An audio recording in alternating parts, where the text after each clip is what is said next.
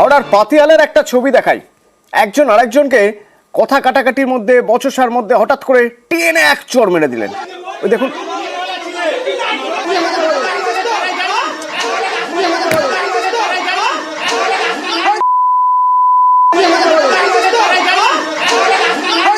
দেখলেন এই চড় কে খেলেন জানেন?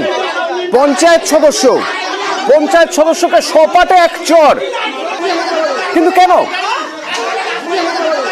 হাওড়ার পাতিয়ালে পঞ্চায়েত সদস্যকে কেন চড়? দেবাশিস রয়েছে ফোনে আমার সঙ্গে, বলতে পারবেন দেবাশিস? দেখো, মূলত দীর্ঘদিন ধরে জগৎবল্লভপুর ব্লকের এই পাতিহাল গ্রাম পঞ্চায়েত 118 নম্বর বুথ এলাকায় রাস্তাঘাট, আলো এবং পানীয় জলের দাবি তুলে আসছেন গ্রামবাসীরা। এবং দীর্ঘদিন ধরে এই যে পঞ্চায়েত সদস্য বাপ্পা ঘোষ, সত্যশ্রী ঘোষ, তাকে জানানো হলেও সে কোনো রকম কাজ করেনি। এরপর এলাকার গ্রামবাসীরা গতকাল বিকালে যখন তারা প্রধানের যে গ্রাম সভা চলছিল পঞ্চায়েতের ভিতরে, সেখানে প্রধানকে নালিশ করতে যায়।